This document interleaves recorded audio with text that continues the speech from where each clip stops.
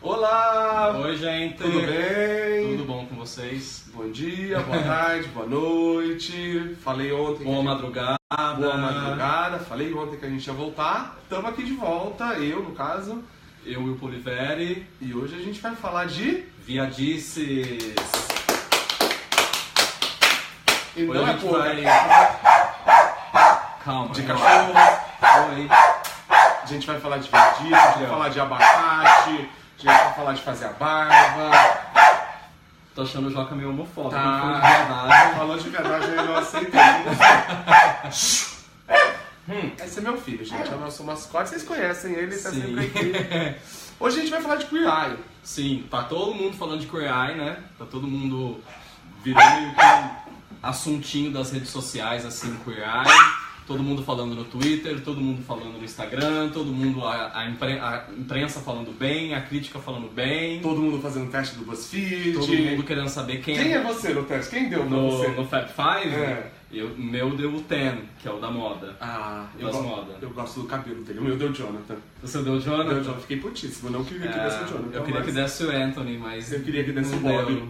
Você queria que desse o Bob? Eu adoro o Bob. Mas a gente vai falar disso. A gente já vai entrar nas particularidades de cada um deles. Exatamente. Bom, Queer Eye, acho que pra todo mundo sabe, quem não sabe vai saber agora. Não é uma série nova, não é uma série original. Sim. Na verdade ela já existia com o nome Queer Eye for the Straight Guy, que é a primeira formação, o primeiro elenco. Primeira nomenclatura dela. Exatamente, que se passava em Nova York e eles buscavam transformar homens héteros, como o nome diz. O reality ele foi... Não dá pra chamar de reality? Acho que Dá, dá pra chamar de reality. reality, né? Ele foi criado em 2003, se eu não me engano. Era de um canal a cabo dos Estados Unidos chamava Bravo. E aí ele durou 5 temporadas. Ele durou até 2007. E quando ele começou a ser exibido, as pessoas não imaginavam que ele fosse se tornar o sucesso que ele era. Sim. Justamente por causa desse mote que eram 5 gays transformando um cara hétero. Exatamente. Eu acho que vamos começar já tirando um fantasma aqui da frente. Vamos tirar o elefante do meio da sala. Os tempos são outros, o momento é outro. A série original sim é melhor, na minha opinião. Eu gosto muito da série original. Mas isso não faz a série atual ruim.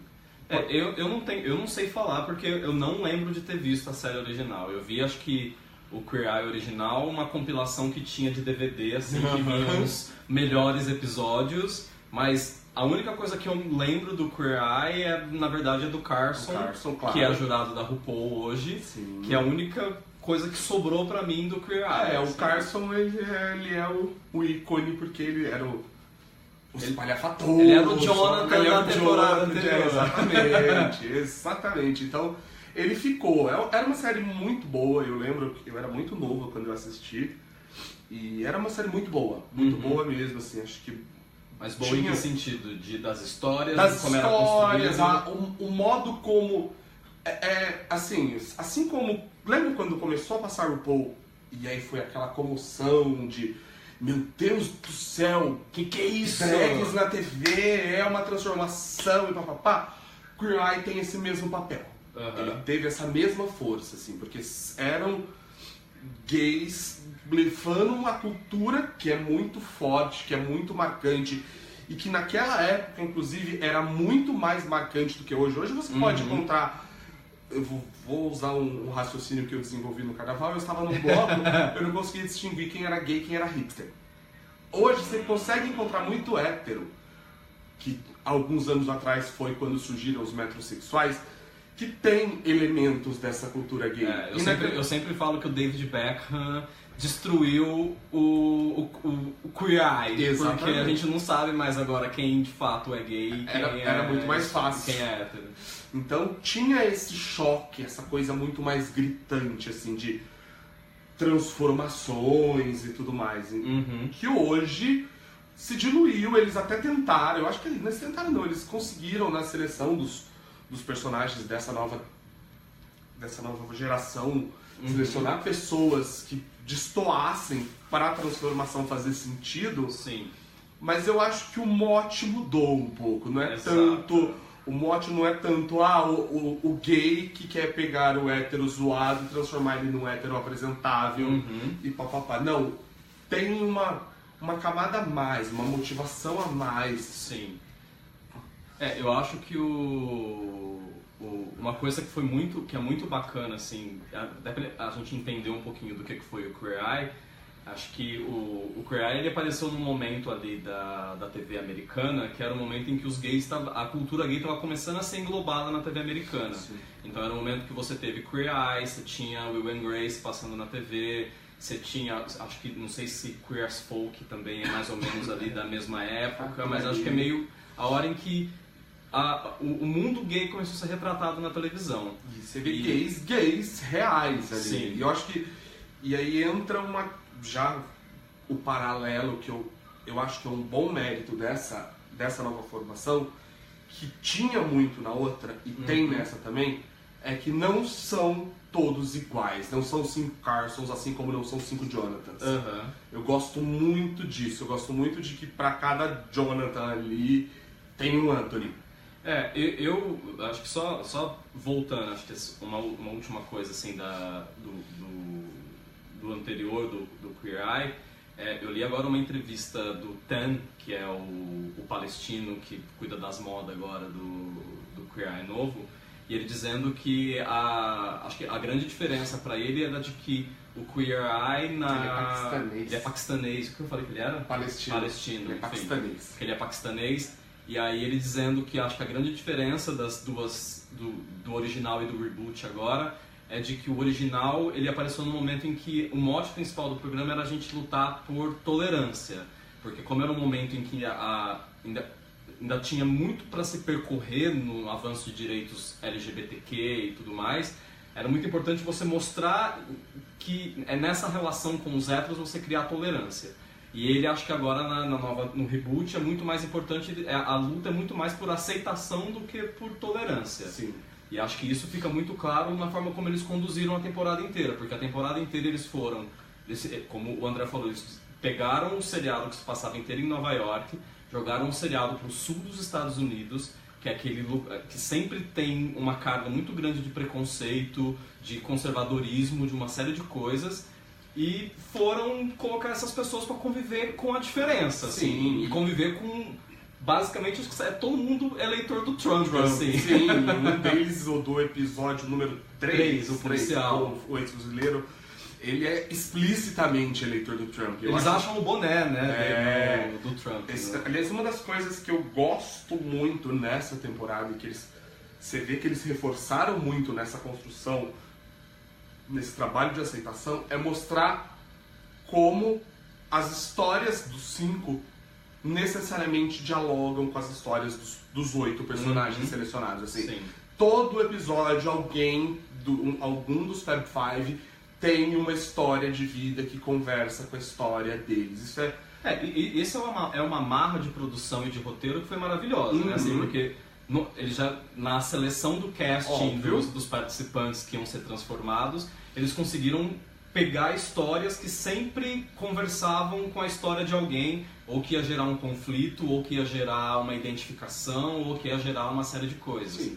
Então, o policial eleitor do Trump é justamente ele é o cara que vai conversar com o negro, que vai colocar a dualidade de Black Lives Matter e Blue Lives Matter, sabe? Exato. Então sempre tem alguma coisa, né? O indiano e o paquistanês, que são 2 povos que têm suas rixas, mostrando que no fundo eles são povos muito parecidos. Eu gostei. Sim. Eu achei essa uma solução muito boa de produção, uma solução muito boa de roteiro, porque a mensagem que eles querem passar tá aí, assim, sabe?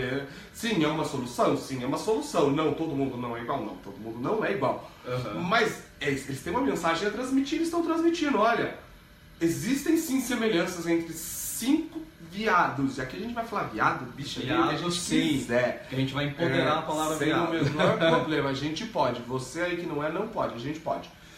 5 viados e 8 pessoas que são, algumas delas bem brucutus, assim, e falar, olha, aqui ó, vocês têm mais coisas em comum do que diferenças. Isso passa uma mensagem muito bacana pro seriado. Uma das críticas que eu fui ler, porque eu fui procurar com as resenhas dos críticos de por que esse reboot agora estava sendo tão bem avaliado, porque em vários sites, como tipo Rotten Tomatoes, Metacritics e tal, em alguns sites ele tava a temporada estava com 100% de aprovação. Então o que fez as pessoas entenderem e comprarem tanto esse reboot? Que na verdade, quando já foi anunciado que a Netflix ia fazer, muita gente torceu o olho de falar tipo, nossa, mas esse é um formato que envelheceu mal e que como é que eles vão fazer para atualizar isso para os dias de hoje?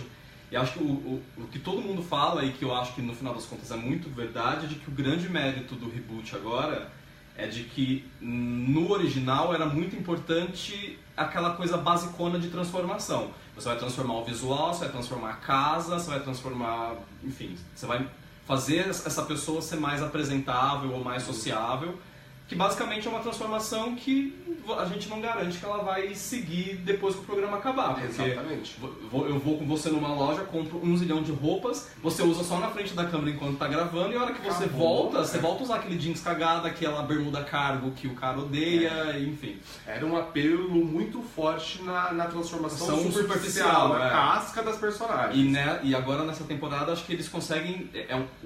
Os 8 episódios dessa primeira temporada que tá na Netflix é um exercício pra mim muito grande de empatia o tempo inteiro. Acho que se tem uma coisa que resume essa temporada de Queer Eye, acho que é empatia. É você mostrar que por mais que vocês tenham diferenças, vocês têm muito mais similaridades talvez do que diferenças, e que acho que muitas vezes as diferenças que essas pessoas enxergam, que os participantes enxergam, vêm justamente da falta de contato com gays no convívio. Exatamente. Acho que tem uma coisa que sempre rola na grande maioria dos episódios, que é tipo, sempre o cara que está sendo transformado, ele sempre solta alguma coisa do tipo, nunca imaginei que eu fosse estar plantando não sei o que com gay no meu jardim, nunca imaginei que eu fosse estar falando com vocês sobre isso.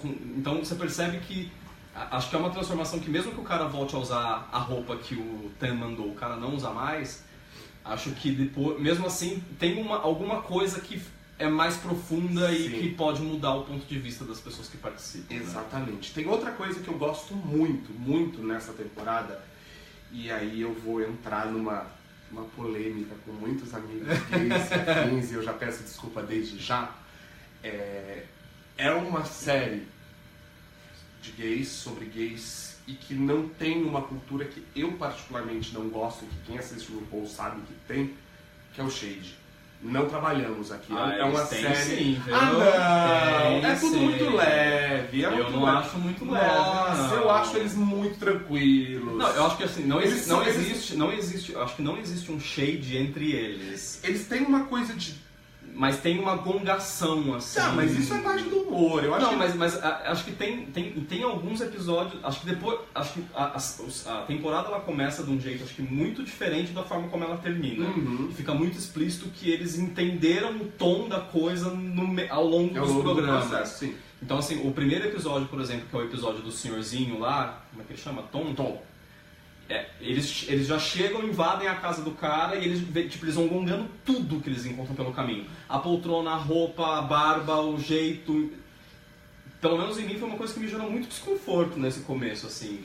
Mas eu gosto muito do discurso, como eles constroem ao longo dos episódios um discurso com os participantes de valorização de elementos dessas pessoas, assim, sim, sabe? Sim. Não é porque não rola. Não é tipo, tá tudo errado e a gente vai transformar você em outra coisa. Assim, a relação do Jonathan pra mim é a mais óbvia nessa, porque não tem um boy que ele não demonstra desejo. Não, ele não deseja aqueles 8 homens necessariamente, mas é uma coisa de trabalhar com a autoestima dessas pessoas de uma maneira positiva, que pra mim eu acho muito, muito, muito legal. Eu acho que é uma porta, é um caminho de aproximação que o resultado pra mim é muito positivo. Assim, você cria, além do óbvio, as semelhanças, você cria, olha, nós não estamos aqui para te diminuir. A gente vive uma época, e com o sucesso de RuPaul's e afins, e nada contra, gente. Eu que não acho muita graça, mas nada contra. Acho relevantíssimo como elemento histórico e tudo mais. Mas a gente vive uma época que a cultura do shade, que o gay precisa desmerecer, e esse shade pesado, e a coisa você junta um monte de gay junto, vira um festival. É complicado porque, assim, acho que a gente não consegue imaginar, ou a gente não sabe, pelo menos, a ordem em que os episódios foram gravados. Sim. E eu tenho pra mim muito... Eu não sei se a ordem em que a gente assiste, de fato, foi a ordem gravada, mas eu tenho muito claro pra mim de que eu acredito que o episódio do Tom de fato tenha sido o primeiro, o do senhorzinho. Porque ele é...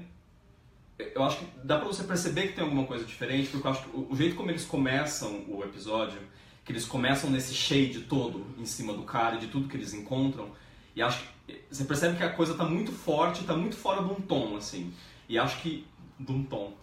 E aí eu acho que o Tom recebe eles tão bem na casa deles, e ele se mostra tão aberto e tão humilde para as coisas que meio que força todo mundo a dar um passo para trás. Eles acharam ali um caminho. Tipo, gente, o jeito não é a gente ir para esse lado agressivo. Vamos tentar entender essas pessoas, porque elas também têm seus dramas, elas têm suas fragilidades, elas têm um monte de coisa. Então, vamos dar um passo para trás no shade e vamos olhar mais pro coração das pessoas. Sim. E aí parece que daí isso segue o resto da temporada. E aí vai criando uns laços afetivos assim muito bonitos de assistir. Eu chorei um monte. Eu chorei quase todos. Oi, Nádia. Boa noite. Oi, Nádia. Eu chorei vários, não vou mentir. Eu chorava mesmo. Qual foi o que você mais chorou? O 4, né? O 4? O 4. Não foi o meu. Não? O meu é o do Tom. O primeiro Tom, pra mim, me destrói, assim. Porque ele abre o coração de uma maneira tão bonita. A gente vai tentar não dar muito spoiler, porque né, a gente não sabe quantas pessoas já assistiram. Mas o primeiro episódio, pra mim, o cara, ele é de uma generosidade tão grande, e ele abre a vida dele de um jeito tão bonito, que, assim, eu chorava... Toda hora que ele abria a boca, que ele ia contar alguma coisa da vida dele, eu tava lá... Tipo, ele ia pra abrir a boca, meu queixo já tava, tipo, fazendo aquelas... Eu acho... O do Tom eu gosto muito... Porque eu acho que é o personagem que melhor, pra mim, expôs a sua fragilidade ali. Como ele foi se enfiando naquele buraco que ele construiu pra si, e aquilo foi destruindo ele, e ele foi se isolando. E quando ele começa a expor que ele tem um algo a mais, e que ele tem um interesse na ex dele, que ela vai construindo aquilo, você se envolve, assim, é muito bonito de ver, eu achei muito bom. Acho um bom começo. Eu acho um ótimo começo, eu acho muito maravilhoso, porque acho que é um começo muito maravilhoso no sentido de que ele é um personagem que acho que representa tudo isso que a gente falou, que meio que sintetiza esse reboot, assim. Porque ele é o cara do sul, ele é o cara mais velho, que você pode usar a desculpa de que é porque ele é de uma outra geração e bababá, e ao mesmo tempo ele é o cara que é mais aberto a descobrir esse mundo e deixar essas pessoas entrarem na vida dele e transformar a vida dele. E, então, pra mim é muito sintomático, assim. E cada coisa que ele vai revelando sobre a vida dele, você fala, tipo, caralho, sabe? Como é importante você ter esse tipo de laço.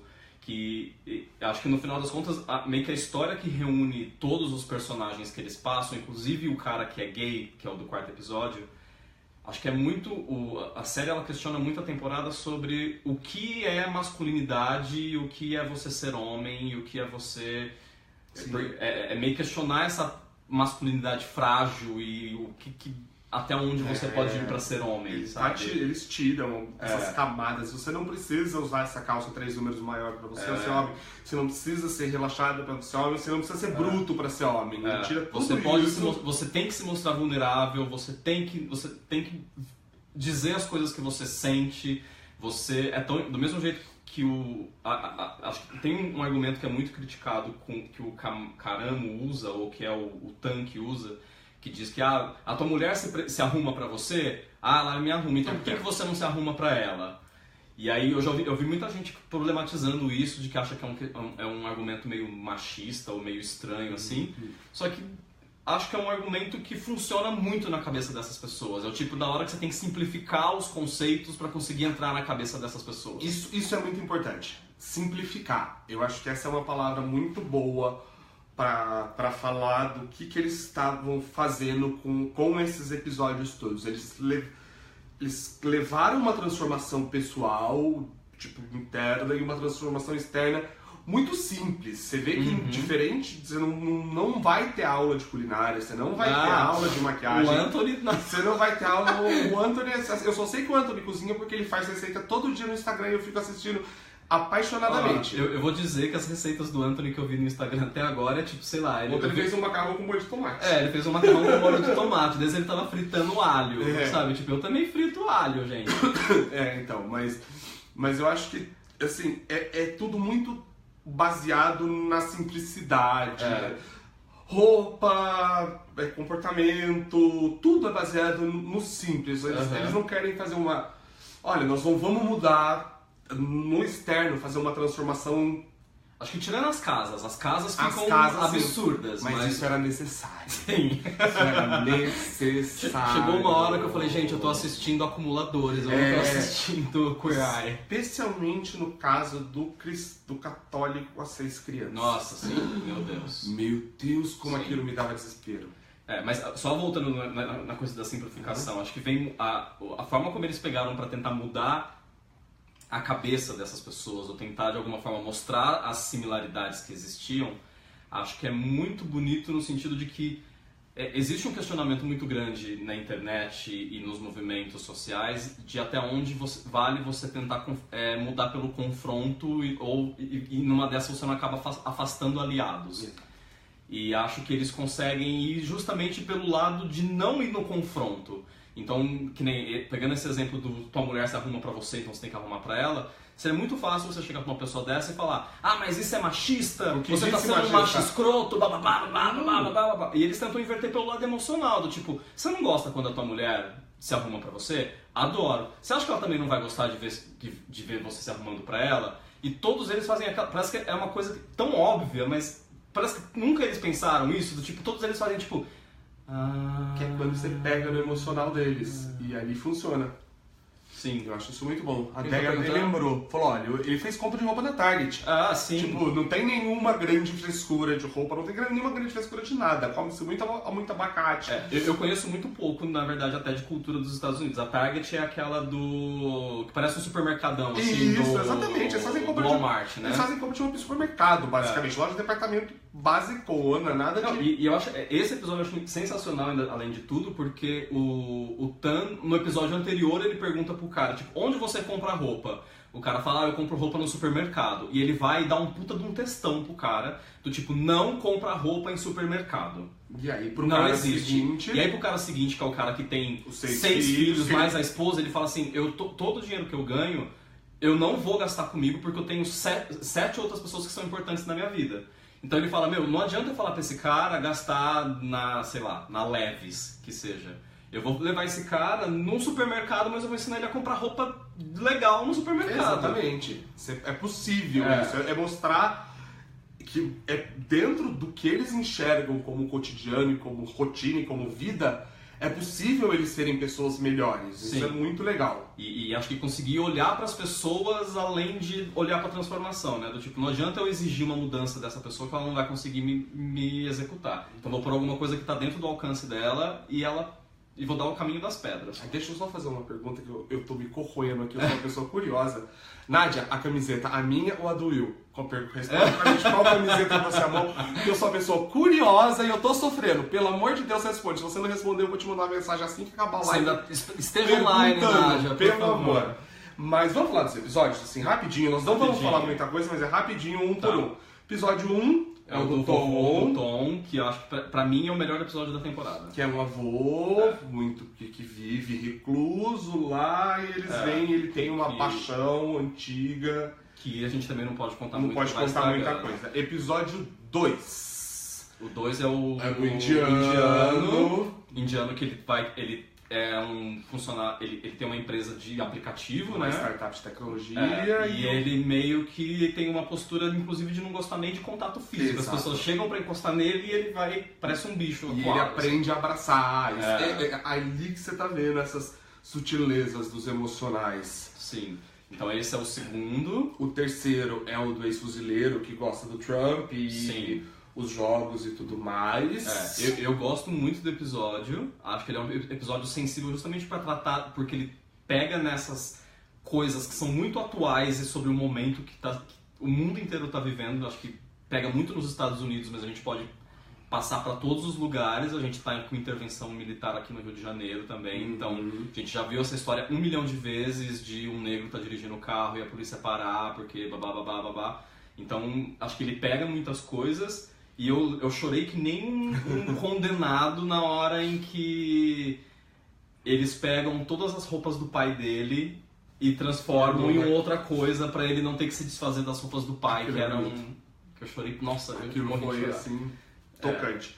Episódio 4 é o episódio do gay, do AJ, que é o meu favorito. Assim, eu acho que é um episódio lindo, eu acho que ele tem uma cena que me toca muito, e não é a cena que você tá pensando. A cena não. Dele. Porque, só pra contextualizar, a gente pode contar a sinopse que acontece nos 5 primeiros minutos, que é o que motiva a transformação. Ele é um cara que ele nunca saiu do armário pra família, um homem gay, e que ele já tá namorando um cara e tal, e ele decide que é hora dele sair do armário pra mãe, pra madrasta. O pai morreu e ele quer sair do armário pra madrasta, e ele chama o Fab Five pra ajudá-lo a sair do armário. Não, é a cena quando é a primeira cena dele com a madrasta, quando ele chama ela pra conhecer a casa. Eu acho que aquela cena tem conhecer a casa? É. Assim que ela chega. Não, antes da transformação, na casa dela. Sim. Aquela cena quando ele foi lá buscar os tamales com o Anthony. Eu gosto muito daquela cena porque tem uma delicadeza ali, que você vê que ele tá com aquele negócio ali entalado na garganta dele. Eu acho aquela cena... Não, você percebe que ele tá com o negócio entalado porque eles estão indo no carro visitá-la.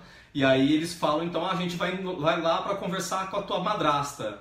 E aí ele faz tipo... Mas eu vou contar pra ela agora? Aí o Anthony fala, não, ainda bem que a gente começou esse assunto agora, porque você não tá pronta ainda, espera um pouco. Sim, eu acho esse momento muito bonito, mas no momento lá do outing, enfim, eu chorei que nem uma condenada até o final e... Eu não chorei no outing. Chorei.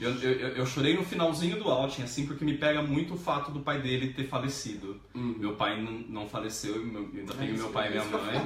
Tá vivo, mas me pega, mas assim, eu acho que a gente chega uma idade na vida, e acho que eu já tô começando a chegar nessa idade, que a gente começa já a se preocupar com o momento que os nossos pais não vão mais estar aqui, né? Então isso sempre me pega muito.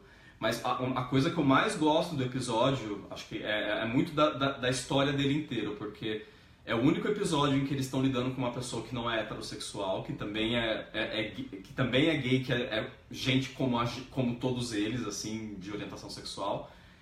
E fica muito claro, a gente comentou sobre que o seriado discute muito sobre masculinidade, sobre o que é ser masculino, sobre masculinidade frágil.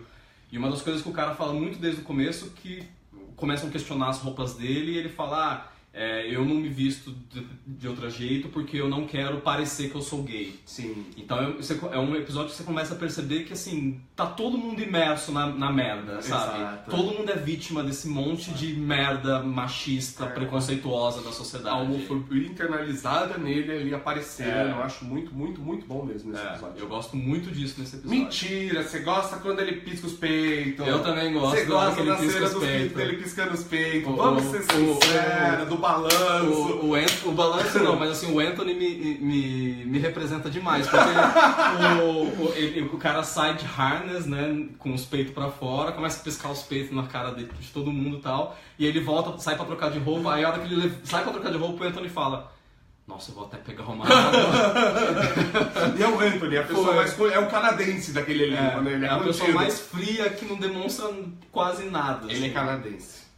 É por isso, gente, a defesa dele.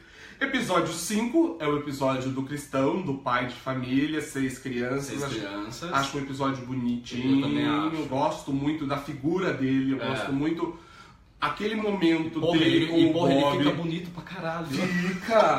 Eu gosto muito dele com o Bob quando eles estão fazendo a horta, que ele fala sobre aceitação e religião. Sim. Acho um discurso muito bonito de se ver. Sim. Em tempos de novo, a gente vive no Brasil, vive lá fora, tudo intolerância. Eles mais uma vez jogaram intolerância na nossa cara. Olha só, é um cristão criado numa igreja pra não aceitar. E ele tá mostrando que não, ele aceita e convive isso tá engrandecendo ele. Eu acho muito legal esse momento dele com o Bob. Eu gosto muito também. É um dos momentos chave, assim. A gente tem um momento, no episódio com o policial você tem a relação gay, policial, negro, enfim, e aqui a gente tem a questão da religião, sabe? Como que a religião pode ser mais uma das barreiras, e acho que é muito bonito o discurso dele de falar de como que o que ele cresceu ouvindo sobre homossexualidade, o que colocaram o tempo inteiro na cabeça dele, e ele nunca imaginou que ele estivesse ali plantando a horta junto com outro cara gay, os dois sozinhos em casa, e como que isso vai ali, trazendo um monte de coisa. O Bob vai contando da experiência dele com a igreja, por que ele se afastou da igreja, e eu acho que é muito bonito. Muito legal. É muito bonito. Episódio seguinte, que é o episódio 5, é o que mora... Não, 5 não, é 7. Que 7? Não, 6. 6. É o que mora na casa da avó, do tapete verde-limão. Ah, eu acho maravilhoso. Eu gosto daquela casa, adoro aquelas cortinas. Adoro a mãe do cara, a gente. Mãe dele, a mãe maravilhosa. Do cara é maravilhosa. A irmã invejosa eu gosto. Eu gosto. A irmã entra na casa depois e faz tipo, puta que pariu, por que não foi na minha casa? Eu gosto da irmã invejosa. E eu gosto muito nesse episódio de uma coisa que é ali, tá ali no subliminar, mas que é muito bonito pra mim, que é gay, que é o que o estereótipo e o preconceito e o intolerante fala que não constrói família, ajudando pessoas a reconstruir a sua própria família. Sim. Laços. Eu acho essa mensagem que esse episódio passa muito bonita. Olha, são 5 gays que estão fazendo com que uma tradição familiar que morreu volte a acontecer. Sim. Sabe aquela pessoa que você fala que não pode formar família? Então, forma e ainda cuida da dos outros. Sim. Eu acho essa mensagem linda desse episódio. Eu acho que mostram... É uma coisa que às vezes eu sempre paro pra pensar. Não vou aqui dizer que, sei lá, porque gente hétera não tem apego com a família, sabe? Mas eu acho que todo mundo que é LGBTQ, assim, acho que passa por sempre um momento tão complicado de você ter muito medo de perder a família, que você acaba valorizando muito forte essa ligação e essa união familiar, sabe? Sim. Então acho muito bonito quando juntam 5 gays pra mostrar que essa família tem que ficar unida mesmo e fazer coisas juntas e voltar a tradições e, enfim, eu acho muito bonito. E aquela casa eu moraria nela antes da reforma já. Tirando o ácaro, ela tá ótima. Tirando aquele tapete horroroso do começo, eu moraria nela desde o começo. Exatamente. Episódio 7º é o episódio do Stand-up Comedy. O que eu gosto nele é a coisa da renovação da autoestima daquele cara. Eu acho que eles tentaram construir uma trama ali de rivalidade entre irmãos que não rola. Eles não têm isso entre os dois. Eles são muito... Parabéns pros dois, inclusive. Mas o trabalho de construção de autoestima daquele personagem, pra mim, foi muito legal, assim. E ficou uma graça depois da transformação. É o episódio que eu menos gosto da temporada, assim. Acho que... Eu gosto muito da trajetória que eles fazem com o cara, mas eu acho que é um episódio muito difícil de você se conectar. Eu achei muito difícil, porque eu acho que esse tipo de programa, ainda mais do jeito como eles decidiram fazer, porque no formato anterior do Queer Eye, acho que a regra é, se você escolher um personagem muito cagado, que tem muita coisa pra você transformar, você vai ter um episódio maravilhoso. Exatamente. Só que esse formato novo do Queer Eye, ele depende muito das histórias que as pessoas conseguem contar. E ele é um cara muito reservado. Ele é muito reservado, você não consegue entender as coisas. Tanto que o desfecho no final, quando ele tem o evento pro qual ele foi preparado, que ele começa a ficar com a menina, que o tempo inteiro você tem a impressão de que aquilo lá não aconteceu por causa da transformação. Aquilo lá tudo já acontecia, mas ele não abriu pra contar pras pessoas. Então, acho que todos os episódios eles conseguem terminar com uma catarse, um momento magnânimo, assim. Tanto que eles 5 se mostraram surpresos naquele momento. Eles não... Acho que foi o Anthony que perguntou. Ele falou, mas ele contou dessa história pra alguém aqui? E, tipo, ninguém sabia daquela história, que é o ápice da história, da evolução da autoestima dele. Essa é a parte que eu gosto, que eles não sabiam. Eles perderam essa história ali. Mas eu não gosto porque eu acho que aí acaba sendo o final menos impactante, porque justamente o que acontece no final não parece que é uma decorrência da transformação em que o cara passou. É simplesmente uma coisa que já estava acontecendo, mas que ele não se sentiu à vontade para contar para as pessoas, sabe? E aí a gente chega no 8, que aí é o que eu menos gosto, que é o episódio dos bombeiros. O episódio dos bombeiros, pra mim, ele tá entre os melhores junto com o do Tom, assim. Só que eu acho... Só que tá em duas categorias muito diferentes. A categoria emoção, pra mim, é o Tom. E a categoria diversão, pra mim, é os bombeiros. Eu acho o episódio dos bombeiros muito divertido. Tirando o Super-Homem, eu não acho graça. Eu acho muito divertido. Eu acho que ele perde um pouco pela transformação não ser realizada dentro de uma família. Então você perde muito do sentimentalismo da coisa. Eu fiquei me sentindo assistindo uma versão pobre de Ou Tudo ou Nada. Também. Sabe, aquela cena deles ensaiando a dança. Falei, não tinha necessidade naquilo.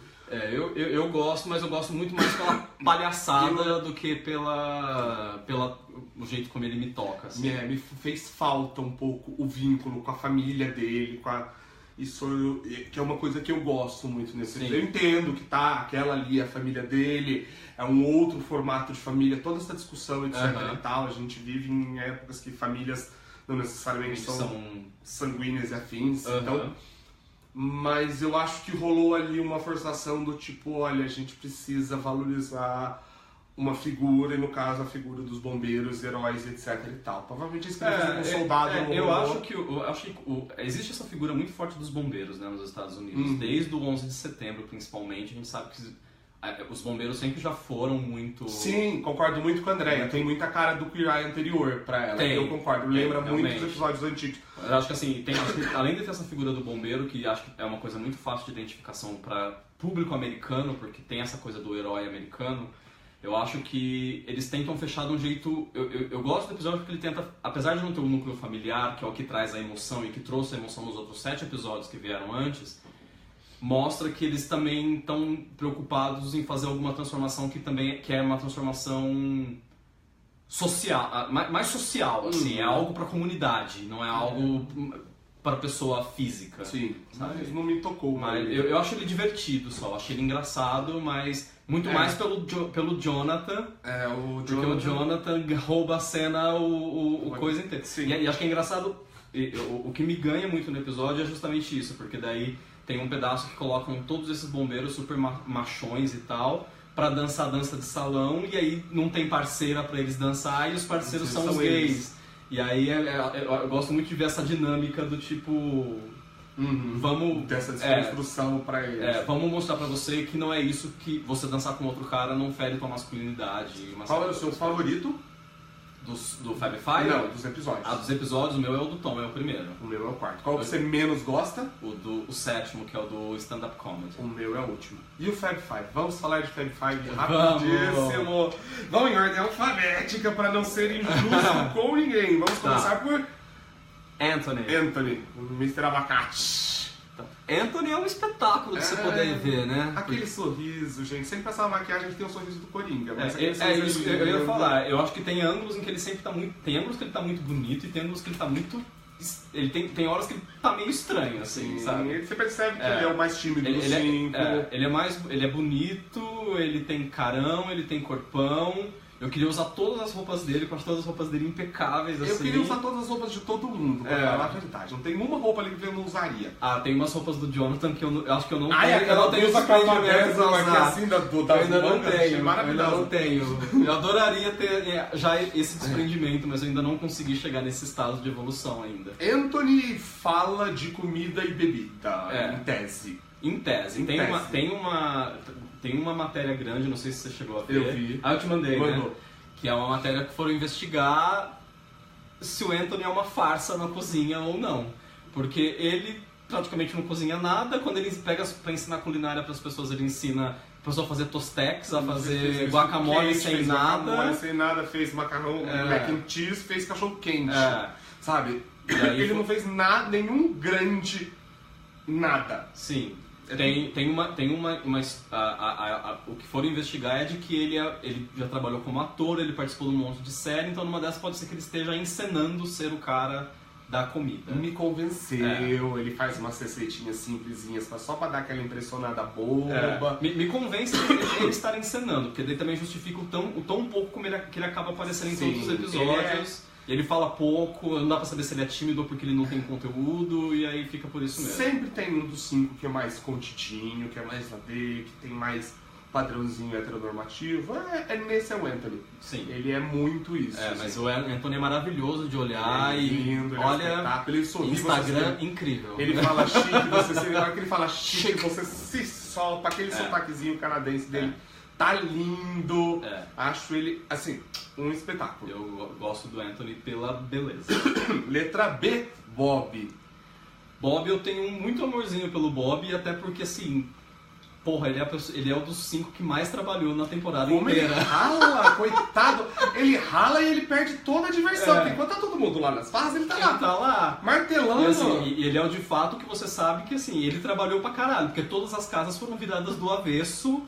E ele tem ele o tempo todo fala, eu trouxe a minha equipe para poder lidar com essa reforma, então assim, ele trabalha do Bob Burke em si, como designer, é realmente lindo, pode procurar na internet. Você já conhecia? Já, o trabalho dele é maravilhoso, ele é talentosíssimo, e ele tem aquele sorriso meio bobo, assim, que eu acho um encanto. Eu gosto muito do Bob. Acho ele fofo, ele deprecia o próprio marido, acho ele divertido, acho que ele rala pra um caralho. Acho ele um belo de um personagem, assim, eu gosto muito. Acho que ele equilibra bem esse rol de gays que compõem o Fab Five. Sim. Agora vamos a ele, o queridinho de 9 entre 10 espectadores de Queer Eye, Jonathan! Não tem como não gostar, ele é maravilhoso. Eu comecei meio achando ele over demais, assim, porque acho que depois, eu fui inclusive perguntar para amigos que tinham mais experiência no Queer Eye como é que era no Queer Eye anterior, se era todo mundo muito mais pintoso ou se era todo mundo mais discreto fora do meio, assim.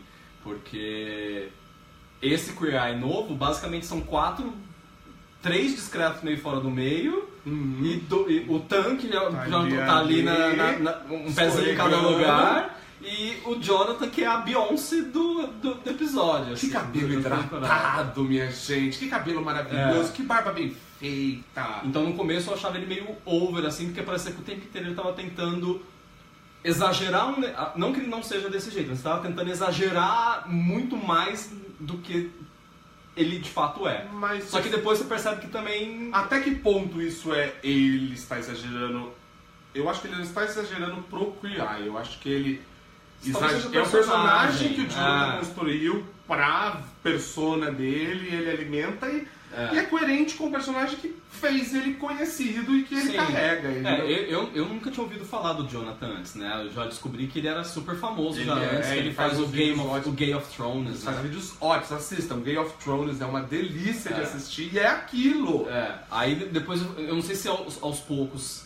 se ele achou um tom ali também junto com o decorrer, ou se a gente que acostuma com a loucura dele. Eu acho que a gente acostuma. Eu acho que a gente acostuma com a loucura dele. Ele é o espalhafatoso do grupo, e eu acho ele muito divertido, e o que eu gosto muito nele, do que ele faz, do trabalho dele, é que é muito fácil aquela bicha escandalosa, espalhafatosa, dar dicas que as pessoas não vão usar. E não, as dicas dele são muito reais, são muito palpáveis. Você aprendeu com ele a usar pomada de trás pra frente, comecei a usar, funcionou horrores.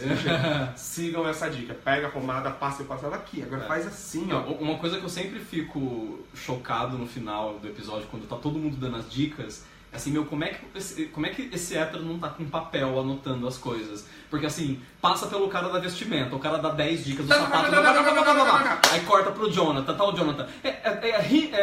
Filtro solar, não sei o que, cabelo, pomada, shampoo, blá, blá, blá. Eu falo, tipo, gente, como é que você consegue lembrar de tudo isso? Eu já não lembro mais do primeiro. Eu, na hora que terminaria, eu falava, me manda a fita completa, toda a gravação que eu preciso anotar agora. É muita coisa. Eu vou esperar sair na Netflix pra poder pegar a dica direito. Pra eu aprender como eu cuido do meu próprio cabelo. Letra K. Caramo. Eu sempre falo Camaro do carro. É o que eu menos gosto. Eu não gosto muito. Eu acho ele, ao contrário do Jonathan, Eu acho ele artificial demais, eu acho ele autoajuda demais pra mim. Eu acho ele ensaiado demais. Assim, eu não sei se é porque ele não tem uma função real. Porque é isso que a gente... Todo mundo se questionou isso, né? Tipo, teoricamente ele é o cara da cultura. Mas basicamente o que ele faz é fazer coaching em todas as pessoas. É tipo, você tem que ser mais confiante, você tem que não sei o quê. Ah, você tá com medo de sair do armário, vem cá que eu vou te jogar de cima da árvore pra você pular de tirolesa e vencer teu medo. Tipo, Leite mexeu no meu queijo. Eu não vi basicamente, acho que ele dando uma dica de cultura, basicamente. Tipo, acho que a única dica de cultura é quando ele pega a família e manda a família ir pra Broadway. Isso, ver o musical. Ver o musical na Broadway. É a única coisa de cultura que ele fala nos 8 episódios, sabe? Então, eu acho ele meio... Eu gosto porque ele é uma pessoa muito centrada e sempre as conversas dele com as pessoas você percebe que as pessoas ouvem muito. Ele é um ótimo conselheiro. Sim. Só que então não é o cargo de cultura que ele exerce dentro do reality. E aí me pega um pouco no Queer Eye como um todo, porque pelo fato dele ser a pessoa da transformação interna, ele muitas vezes ele vira eixo do episódio e aí eu fico... A parte boring, assim, tem vários pedaços que eu peguei pra ir no banheiro na hora que eu preferia ficar horas aprendendo a usar o verdinho pra tirar os vermelhos da cara do Tom. Ou só olhando o Anthony cortando abacate, sabe? O Anthony pegando na salsicha. Opa, não, pera. Então eu acho que ele é o que menos me agrada. Eu não gosto muito dele também, não. Eu não sinto muita autenticidade no jeito dele, assim, sabe? E por último, e não menos importante, Tem eu gosto bastante. Apesar de achar que também ele cai numa armadilha meio que nem o Anthony, assim, porque o Anthony, no final das contas, das 8 receitas, 3 ele usa avocado, então parece que ele tem meio que um padrãozinho que ele segue. Eu não aguentava mais Eternas.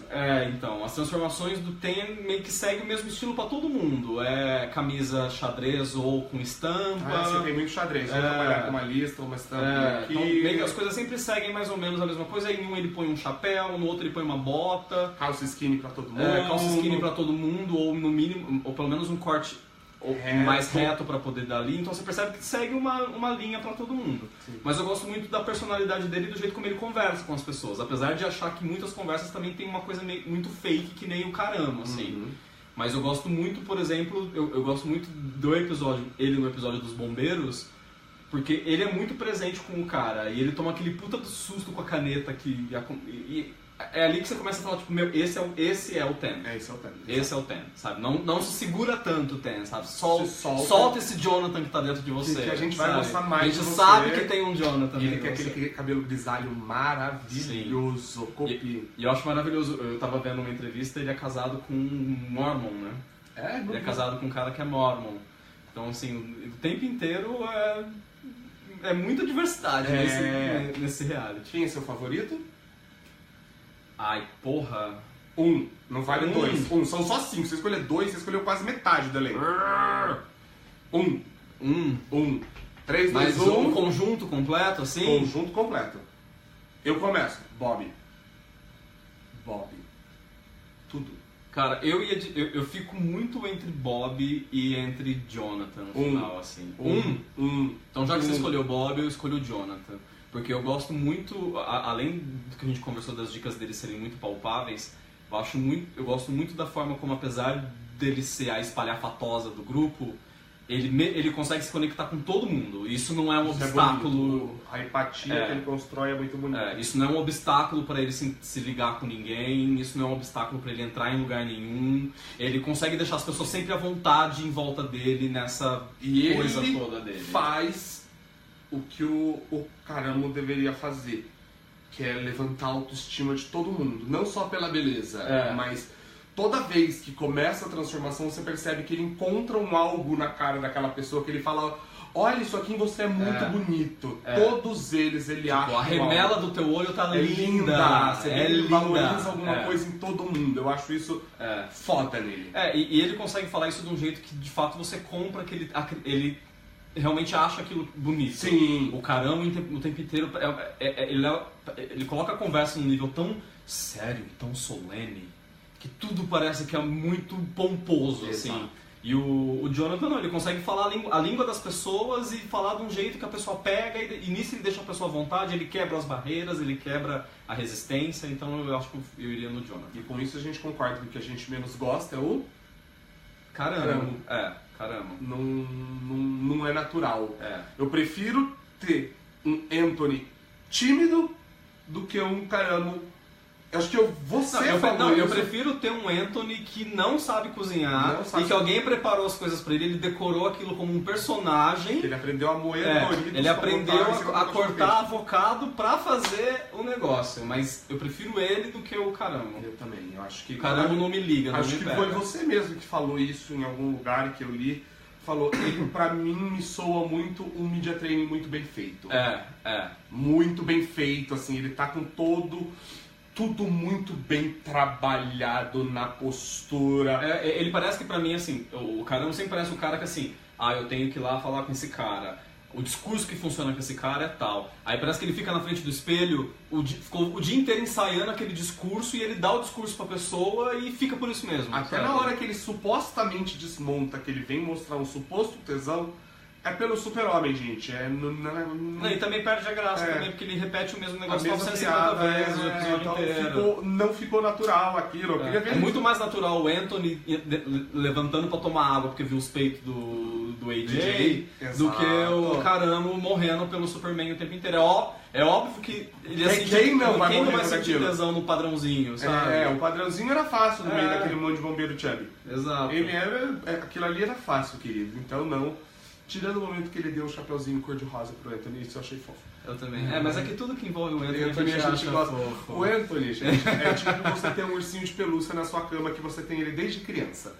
Ele pode estar com o olho pulando pra fora, que você vai achar ele tão lindo e tão fofo sempre. Não, e o Anthony, ou aquela boneca que, assim, o dia que você tá triste, aí você chega na boneca, você aperta, ela fala, te amo! E aí você fica super feliz, você fala, É aquela personagem do Hatboom que tinha uma boneca que ela chacoalhava, quem é velho vai lembrar. Falava que ela é careca, mas ela é linda. Esse é o Anthony, essa é a nossa relação com o Anthony. Ele de qualquer jeito, mas vai pro Instagram dele e aí depois a gente conversa. @Anthony. Eu tô tentando puxar conversa com ele no Twitter, mas você não responde. E com isso a gente termina, porque depois desse oferecimento explícito, não me ofereço pro pobre porque ele é casado, mas vai saber, eu também, né? Enfim. E depois desse oferecimento explícito, quero dar tchau pra vocês. Semana que vem eu tô voltando com o Vitor. A gente vai falar de Oscar, porque semana que vem, domingo que vem, já é o Oscar e a gente vai fazer as nossas apostas. Quem vai levar o Oscar desse ano. E assista o Queer Eye, que vale muito a pena e é importante a gente assistir pra dar audiência pra essas séries voltarem. Sim, aí mês que vem eu tô de volta pra falar de Viadices. Quem, por acaso, já aproveitando o gancho do Oscar, que ele fica fazendo merchan, vai pra assistir a nossa live de Me Chame Pelo Seu Nome, que tá lá concorrendo a melhor filme, tem viados, tem muita bichice. Timothée Chalamet maravilhoso. Então vai lá. E mês que vem nós estaremos de volta com um filme, não vou falar qual. Porque a gente pode mudar. Mas dica, se for o que a gente vai fazer, é fofo. A gente vai falar de fofulices. Sim. Fofulices, adolescências e memórias, e é isso. Tchau, gente! Beijo, gente!